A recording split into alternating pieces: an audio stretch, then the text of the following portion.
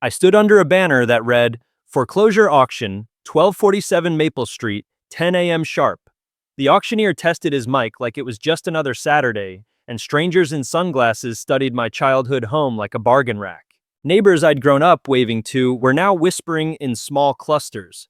A couple of guys I'd never met held bidder sheets, eyes flicking between the roofline and the front steps, like the place had always been for sale. I kept waiting for my family to show up and act like this mattered. Then I heard my father behind me, close enough that the whole driveway could hear him. He pointed at the house and said, "All you do is take, you've never given this family anything." Like I hadn't spent years being the family fixer. Like I wasn't the reason the lights stayed on as long as they did. Like I wasn't the debit card with a heartbeat they swiped whenever life got inconvenient. I didn't argue, I didn't flinch, because in my car, parked right at the curb, was a folder of highlighted bank statements that added up to $127,000 over 3 years. Tuition receipts with my sister's name. Proof of the car payments everyone pretended were Adam's responsibility. A signed lake house document that said I owned the family's traditions. They loved to say, "Family doesn't abandon family." Fine, I've got receipts. And that's when I heard my father's voice again. "This is all your fault." Let me back up 6 months, before the foreclosure notice, before lawyers started returning calls, before any of this became public. I'm 32, and I've been the family's go-to problem solver ever since my tech company took off 5 years ago. My parents are 58 and 56, old enough to have learned how budgets work, young enough that retirement shouldn't already be a catastrophe. My brother Adam is 29, working part-time at a hardware store, and somehow never has money when bills come due. My sister Mia just turned 24 and claims she's finishing her master's, even though her plan changes every semester. My company pulls in about $2.3 million a year in revenue. I'm not private jet rich, but I'm stable enough that when family emergencies happen, and they always happen, I can cover them without blowing up my own life. That stability is how I got assigned my role. Every family has roles. Mine was simple, the family fixer. When Adam's car got threatened, I was the solution. When Mia's tuition deadline hit, I was the backup plan. When mom and dad's mortgage got too tight this month, I became the safety net. They'd call, I'd transfer, crisis solved. It felt good. Being needed always does when you confuse it with being loved. But here's what I didn't understand. Once you solve everyone's problems, their problems stop being theirs. Adam's temporary help became $38,000 in car debt spread across 3 years, $847 a month like a subscription I never signed up for. Mia's education became $47,000 in tuition and expenses she didn't even pretend she'd repay. And my parents' short-term mortgage support turned into $2,200 a month that they quietly built into their budget like it was guaranteed. I wasn't the son who helped during a rough patch. I was a debit card with a heartbeat. The calls always followed the same script. "Hey Eric, you know we hate to ask, but..." "Eric, I wouldn't call if it wasn't important." "Eric, you know we're good for it." And when I asked questions, when I hesitated even once, that's when the real line came out. Family doesn't abandon family. It sounded like love. It functioned like leverage. I didn't realize I was enabling them. I thought I was being a good son. Until I noticed the pattern. Favors never returned, loans never repaid, gratitude replaced by entitlement. And 6 months before that auction sign went up, entitlement was already running the house. The breaking point came on a Tuesday evening at exactly 7:23 p.m. I know the time because I was reviewing quarterly reports when my phone lit up with Mia's name. Her contact photo set to that pouch she uses when she wants something expensive. Said, "Hey big brother," she sang. "I hope I'm not catching you at a bad time." I should have ended it right there. "I've got this incredible opportunity," she rushed on. "A wellness startup. Early investor spot. I just need $15,000 to get in on the ground floor. Eric, this could change everything." $15,000. From my sister who couldn't keep a job longer than 6 months and treated every opportunity like a shortcut around effort. "Mia," I said, keeping my voice level, "what does the company actually do?" "They're revolutionizing holistic health through personalized nutritional algorithms," she recited, smooth, scripted. "The founder says I have huge potential as a regional coordinator." I'd heard this pitch in different costumes for years. Same desperation, same entitlement. "No," I said, one word, final. The sweetness vanished instantly. So, seriously? Mia snapped. You can't spare 15 grand? You spend more than that on your stupid... Mia! You know what? I'm calling Dad. The line went dead. 20 minutes later, Dad called. No greeting, just cold. Mia told me what happened. I can't believe you'd turn your back on your sister. Dad, she's asking for 15,000 for an obvious... I don't want to hear your excuses, he cut in. Family doesn't abandon family. Then his voice hardened into something I'd never heard directed at me. All you do is take. You've never given this family anything. Before I could answer, he hung up. A minute later, a voicemail came through. 247 long. I listened once, then again. And then I saved it, because for the first time I understood what I was going to need to survive my own family. Not arguments, not explanations. Receipts. That voicemail sat in my phone like a loaded gun. I didn't call anyone back. I didn't rage text. I did what I'd always done as the family fixer. I opened my laptop and went looking for the truth. I logged into my bank and pulled up my transaction history. Not last month, not this year. I set the range to cover the last 3 years and typed one word into the search bar. Family. The results loaded line by line, and every new line felt like another finger tightening around my throat. Monthly mortgage support. Adam's car payment, $847 again and again.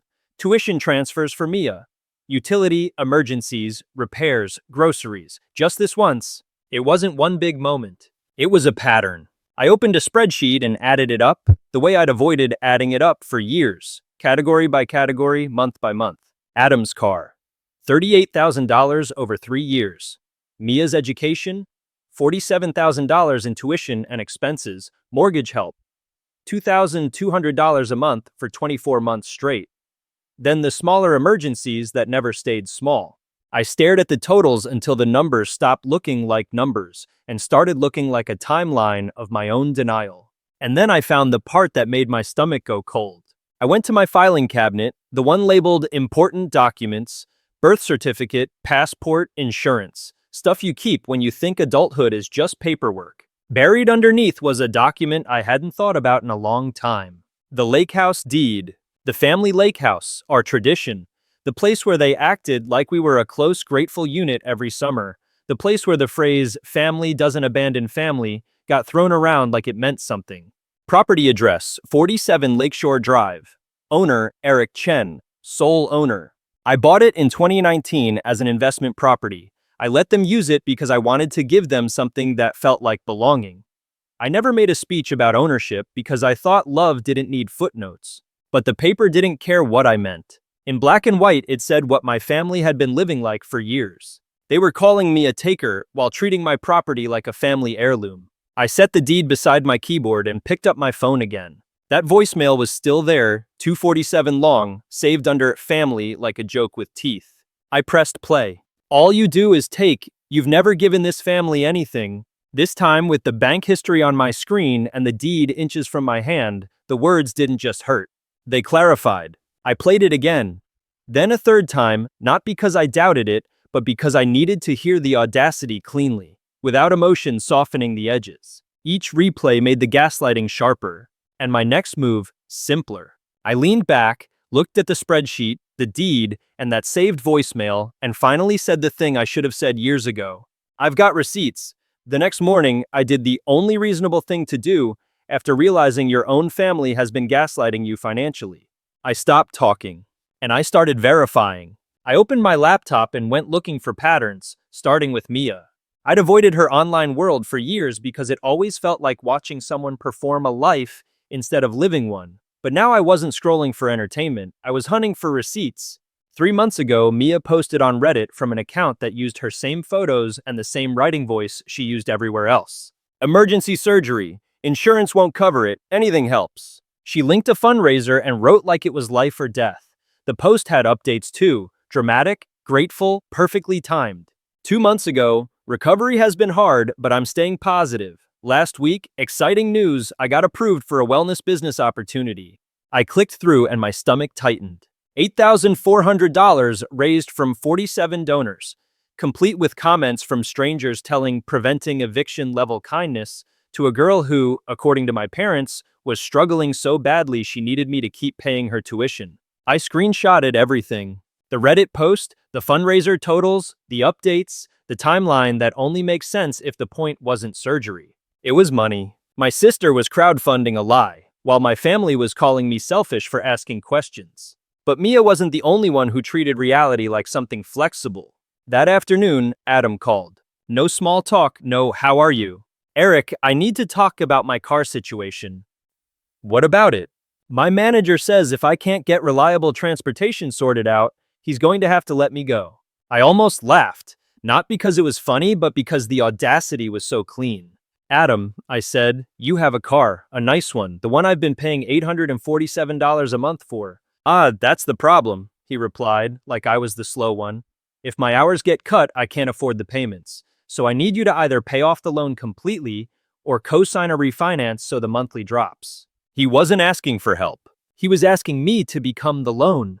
Again. I looked at my spreadsheet, numbers lined up like a confession, and heard Dad's voicemail in my head. "All you do is take." I kept my voice even. "I'll think about it." Which was code for absolutely not, and I'm done fighting in circles. "Don't take too long," Adam warned. "I can't keep explaining to my boss why family problems are affecting my reliability." Family problems. Translation, their choices funded by my money. Then Sunday arrived. Mom texted, "Family dinner at 6, your dad wants to talk to everyone together." I should have seen it coming. I walked into my parents' dining room and found all four of them already seated, positioned like a tribunal that had rehearsed my conviction. Dad at the head of the table, arms crossed, still carrying that cold anger from the call. Mom with her "for your own good" face. Adam and Mia flanking them like backup, ready to harmonize on cue. Mom started softly. "Eric, we're concerned about how you've been handling family situations lately." Dad cut in sharp. "This isn't how we raised you. Family supports family. Period." Mia leaned forward, tears preloaded. "I don't understand how you can watch me struggle when you have so much." And Adam delivered the closer, calm, and poisonous. "We're not asking you to solve everything. We're just asking you to be there when your family needs you." 4 angles, 1 message. I was the problem. That's when it clicked. Clear as the lake house deed, clean as the bank statements. This wasn't a conversation. It was a shakedown. And I was sitting across from 3 people who saw me as a debit card with a heartbeat, and 1 man who'd already decided I was guilty. I reached into my bag and pulled out a manila folder I'd prepared that morning, the kind you use when you're done arguing and ready to prove. "You know what?" I said, setting it on the table between the plates. "Let's talk about family support." Dad's jaw tightened like he was about to launch into another lecture. I opened the folder anyway. The first stack was 3 years of bank records, highlighted wherever their names appeared. Transfer after transfer, month after month, a paper trail that didn't care about anyone's feelings. "Every time one of you called and I said yes," I said, spreading the pages out slowly, "this is what that looked like." Adam reached for a sheet. I slid it closer like I was handing him his own reflection. "Adam, your car, $847 a month for 36 months. That's $38,000 I paid so you could have reliable transportation." His face flickered, confusion, then anger, then something like embarrassment. I didn't stop. "Mia, your education, $47,000 over 3 years. Tuition, books, living expenses, including that $1,500 emergency you swore was school-related." Mia opened her mouth. I lifted 1 finger, calm, final. "And Mom and Dad, the mortgage help. $2,200 a month for 24 months straight. Because the budget got tight and," I glanced at Dad, "because family doesn't abandon family, right?" Then I pulled out the spreadsheet summary, totals boxed in red. $127,000, I said, "in 3 years, from the son who never gives anything." The silence landed like weight. Dad's face darkened, but his voice lost its edge. "Those numbers don't tell the whole story." "You're right," I said evenly. "Numbers don't capture tone." I took out my phone, opened the folder labeled family, and tapped 1 saved file. "Tuesday night, your voicemail, 2:47 long." Dad shifted in his chair. I turned the volume up and hit play. His voice filled the dining room. Cold, contemptuous, confident. "All you do is take. You've never given this family anything. No one spoke over it. No one interrupted, because you can't interrupt your own words." When it ended, the silence was heavier, different, like the air itself had stopped taking sides. Mom's face went pale. I I had no idea you said that, she whispered, staring at Dad like she'd just met him. But wait, I said, sliding another sheet out of the folder. Since we're talking about who takes... I placed a printed screenshot on the table. Mia's Reddit post, the fundraiser link, the $8,400 total, the sympathetic comments, the timeline that didn't match the reality I'd been funding. Mia's eyes snapped to it. Why are you... Because you're not struggling, I said. You're collecting. I let that sit for exactly one beat. Then I pulled out the final document. The lake house deed. The family lake house, I said, sliding it across. The place where we make memories every summer. Dad grabbed the paper, eyes scanning until they hit one line and stopped. Property address, 47 Lakeshore Drive. Owner, Eric Chen. Sole owner. His hand trembled slightly. I bought it in 2019, I said. I let you use it because I wanted you to have something good. I never made a show of it. Adam stared at the deed like it was written in another language. You own it? For 5 years, I said, while you all treated it like community property and called me a taker. Dad's voice came out rough. Are you threatening to take away our family traditions? I gathered the papers back into the folder, neat and controlled. I'm not threatening anything, I said. I'm clarifying reality. I met his eyes, steady, not angry, just finished. And reality is simple. You don't get to call me a thief while you're living in my house and spending my money. I left that dinner table knowing exactly what I needed to do next. Wanting to cut off your family and doing it in a way that protects you are two different conversations. So the next morning, I called a lawyer. Daniel Morrison's office was quiet and precise, the kind of place where people don't raise their voices because paper does the talking. I sat across from him and laid out everything I had. 3 years of bank records, my spreadsheet total, $127,000, the lake house deed, the screenshot of Mia's fundraiser, and Dad's 247 voicemail saved under family. Daniel listened without interrupting. When I finished, he asked one question. When you gave them money, he said, did anyone sign promissory notes? Anything in writing about repayment? No, I admitted. It was family. You thought trust was a legal framework, he said, not unkindly. It isn't.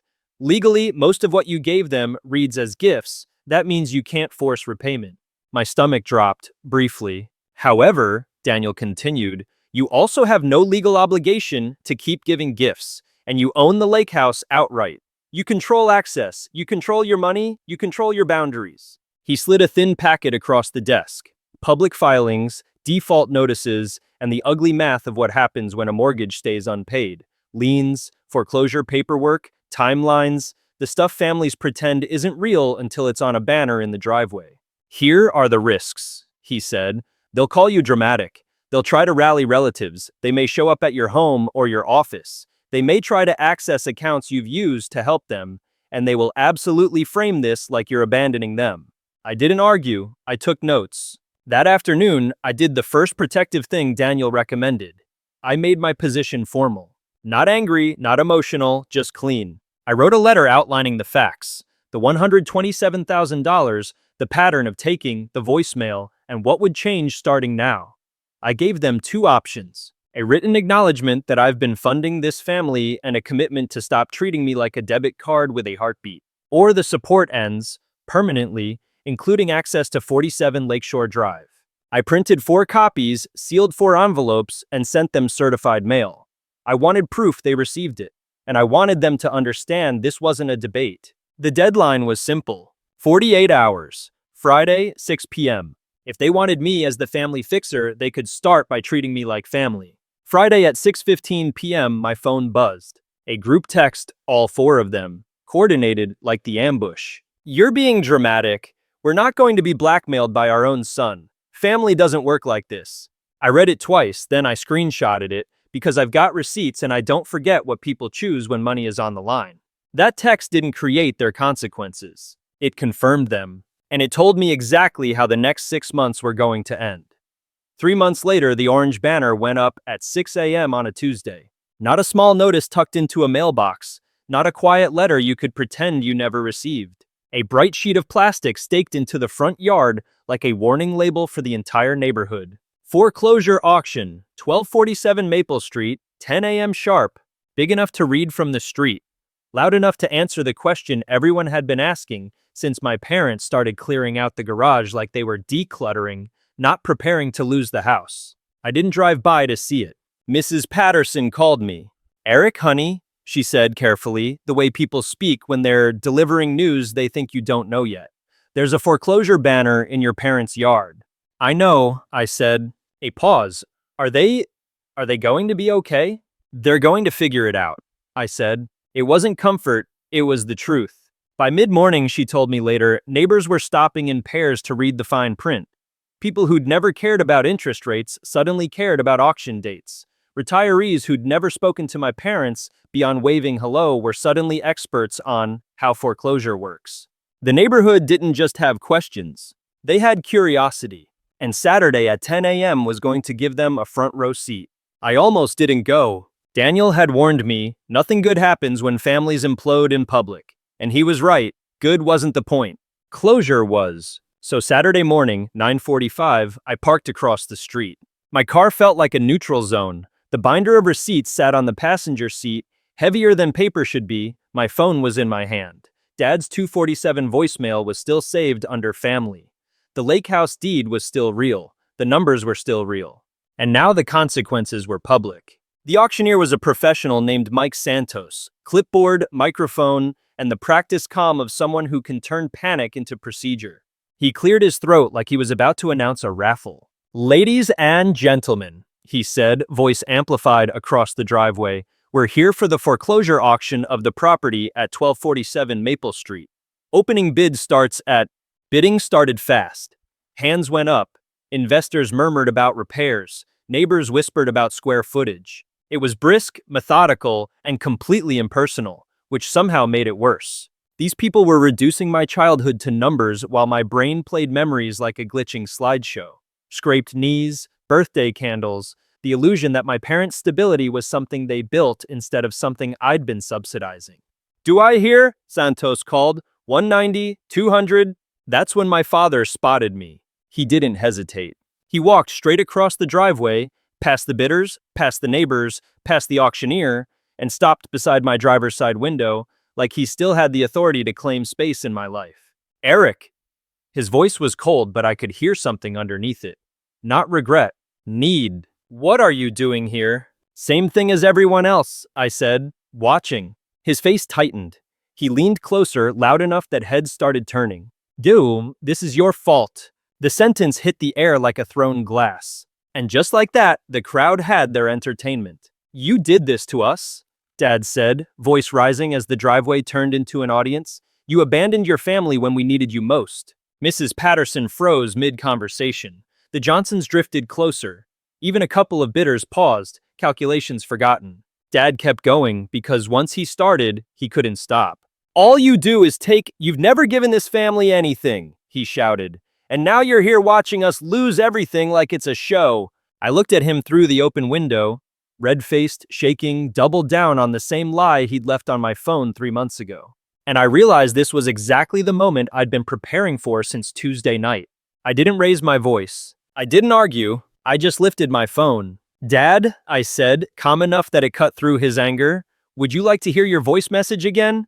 His expression shifted, anger cracking into something closer to panic. I turned the volume all the way up and hit play. His own voice filled the driveway, clear, contemptuous, and impossible to deny. "All you do is take. You've never given this family anything. You take our love. You take our support." Each word landed on the crowd like a receipt slapped onto a counter. It wasn't my interpretation. It wasn't my feelings. It was his voice, his contempt, his choice. When it ended, nobody spoke for a beat. Then Mrs. Patterson, sweet, careful Mrs. Patterson, said, "Oh my God," loud enough for half the street to hear. A man near the sign-in sheet frowned. "Mr. Chen, is that really how you talk to your son?" Dad's mouth opened. Nothing came out. Because what do you say when your own words are still hanging in the air? Mike Santos, unfazed and paid by the hour, lifted his microphone again like the world hadn't just tilt-shifted. 220, he called. "Do I hear 220? But something had happened. The neighborhood wasn't watching a foreclosure anymore. They were watching a man get exposed by his own voice while standing in the wreckage of a life he'd blamed on the wrong person.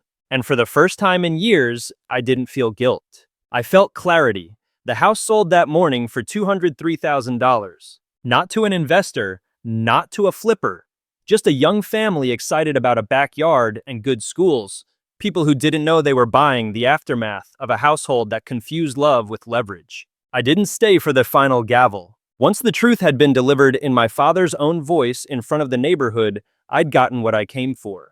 Closure doesn't always look like forgiveness. Sometimes it looks like clarity. Over the next few weeks, the dominoes fell exactly the way Daniel warned me they would. Mom and Dad moved into a small 2-bedroom apartment across town.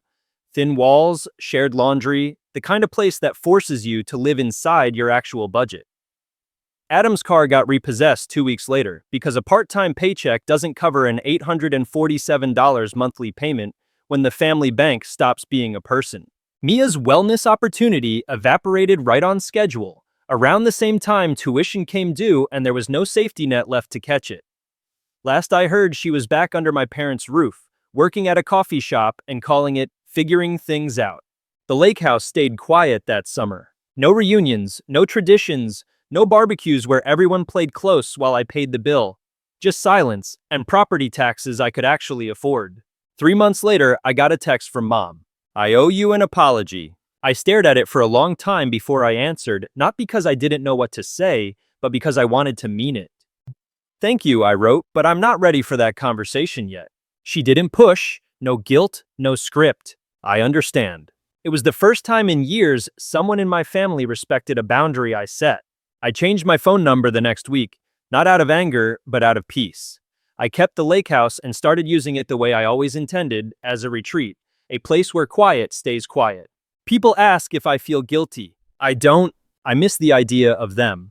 I don't miss being a debit card with a heartbeat. Family doesn't abandon family, but family also doesn't treat family like an account they never intend to balance. I've got receipts for both sides of that equation, and for the first time in years, the math adds up to peace.